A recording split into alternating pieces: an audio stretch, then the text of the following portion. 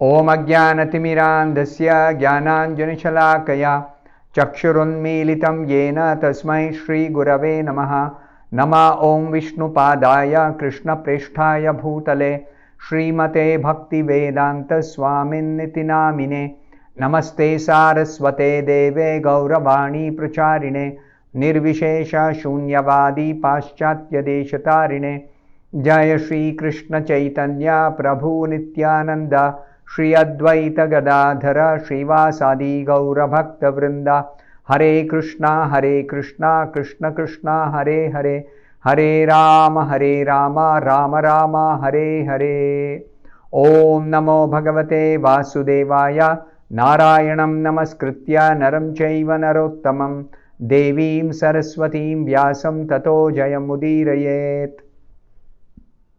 In this session, we will be discussing from the 26th verse of the 9th chapter of the first canto of Srimad Bhagavatam. Purushas Swabhava Vihitang Yatha Varnam Yathashramam Vairagya Ragopadibhyam Amnatobhaya Lakshanan. The meaning of this verse is, at Maharaj Yudhishthira's inquiry, Bhishma Deva first defined all the classifications of castes and orders of life in terms of the individual's qualifications. Then he systematically, in twofold divisions, described counteraction by detachment and interaction by attachment. So, the description continues by Suta Goswami to the sages of Naimisharanya that this conversation between Yudhishthira making inquiry about dharma and Bhishma replying is given in great details in the Mahabharata, but the summary is given here. So Bhishma first of all explained Varna Dharma. A civilized society is divided into 4 Varnas based on occupational duties, occupational engagements according to their acquired nature. So those in Sattva Guna, their acquired nature is suitable for doing Brahmanical duties, Brahmanas.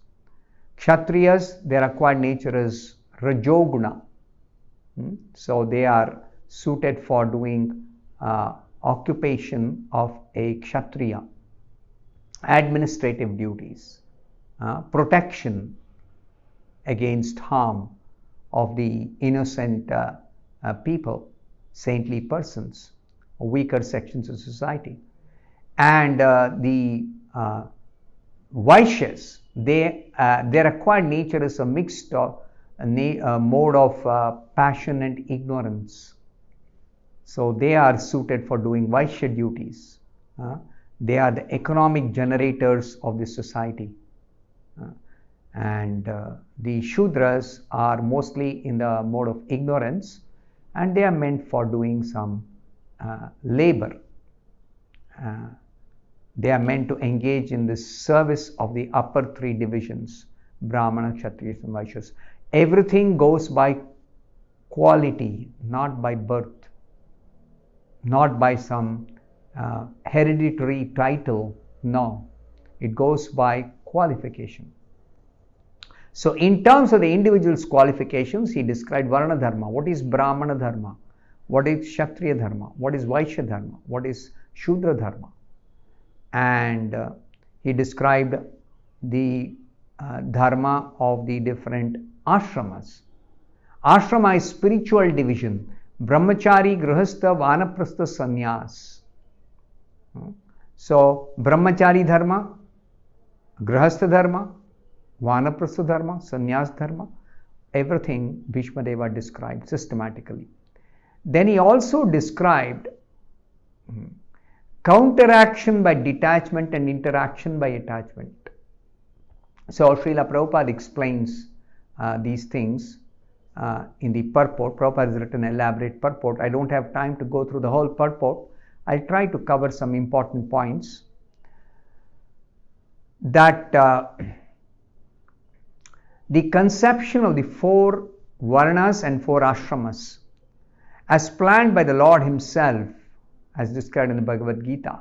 Chaturvarnyam maya srishtam gunakarma vibhagashaha, is to accelerate transcendental qualities of the individual person so that he may gradually realize his spiritual identity and thus act accordingly to get free from material bondage or conditional life. See, the goal is that everybody should be freed from bondage. Not just the Brahmanas, not just some few educated or learned people. No, everyone should get free from bondage. And that's possible by following the dharma. Anyone and everyone can actually become liberated. That is the whole idea. In the Mahabharata, it is most elaborately explained by Bhishma Deva in the Shanti Parva, beginning from the 60th chapter. Prabhupada has given reference. Where do you get details? Here it's briefly explained. It's just mentioned. It's not even explained. But Prabhupada gives a little explanation here.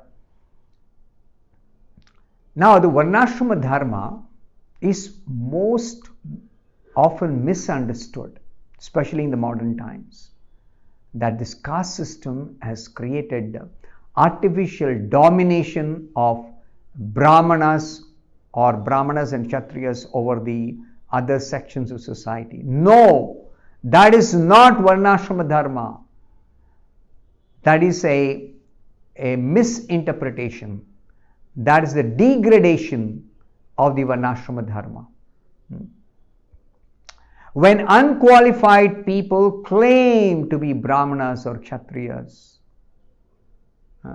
they tend to exploit the weaker sections of society. That is not Varnashrama Dharma. So Varnashrama Dharma is prescribed for the civilized human being just to train him to successfully terminate human life. What is successful termination of human life? Self-realization. To attain self-realization and thereby become free from material bondage.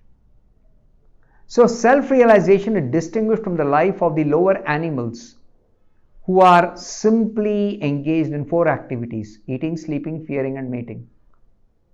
So Bhishma Deva advised for all human beings, not just for Brahmanas or not just for some people, no. 9 qualifications. What are they? Not to become angry, not to lie, not to equally distribute wealth, to forgive, to beget children only by one's legitimate wife, to be pure in mind and hygienic in body, not to be inimical toward anyone, to be simple, and the 9th one is to support servants or subordinates. It is explained here by Srila Prabhupada based on the description given by Bhishma Deva in the Mahabharata. One cannot be called a civilized person without acquiring the above mentioned preliminary qualities. Then there are specific qualities by which Brahmanas work, the Kshatriyas work, the Vaishyas work and the Shudras work. Everybody has got specific occupational duties mentioned in the Vedas. Now, briefly Prabhupada says, for the intelligent men, that is the Brahmanas, controlling the senses is the most essential qualification. It is the basis of morality. Why control the senses? It is the basis of morality. So, if an intelligent man abuses his position, if he does not follow the Vedic way of life, he should seriously study Vedic literatures, especially Bhagavatam and Bhagavad Gita, and it is imperative that such a person willing to study should approach a bona fide spiritual master. He should not do anything which is forbidden in the Shastra. For the Kshatriya, it is especially advised to give charity and never accept charity in any circumstances. Kshatriyas especially should give charity. So, the Kshatriyas were meant to support the Brahmanas by giving them profuse charity, and thereby the Brahmanas could give free service to everyone in the society in matter of guiding them, giving them direction, enlightening them, and helping them whenever they were in difficulty. So this is the perfect society as described in the Shastras. Now, one of the important duties of the Kshatriya is to actually protect the weaker sections of the society, the rest of the society, by not pretending to become non-violent when there is a need to chastise the miscreants, the rogues, the thieves, the plunderers. They should be severely chastised by using violence by the Kshatriyas. Then the Vaishyas, they should particularly protect cows and grow sufficient grains. And agriculture and distribution of foodstuff, especially meant for the Vaishyas. And Kshatriyas were given charge of protection of the citizens. Vaishyas were given charge of protection of the cows, Goraksha. And they used to produce profusely agricultural produce and milk products. And then the Shudras, they have no independence because they are not sufficiently intelligent enough to use their independence. So they are meant to render sincere service to the upper three sections so that they can get all their comforts of life simply by rendering service to the higher classes. Because as soon as a Shudra accumulates wealth, he should never be given money, because as soon as he accumulates wealth, it will be misused for sinful activities in wine, women and gambling. And that's what we see happening today. Whoever is not intelligent enough to utilize accumulated wealth, they will misuse it for sinful activities. And that's what is happening. Population becomes degraded. In Kali Yuga, it is said, population becomes degraded to the level of Shudras or even lower than that, Chandala. So the Shudras should always be provided with all the necessities without giving them money, so that they are satisfied in all respects and they don't have accumulated wealth to misuse them. And the upper three sections, they should maintain the Shudras under all circumstances. Never should the Shudras be abandoned by any of the upper sections.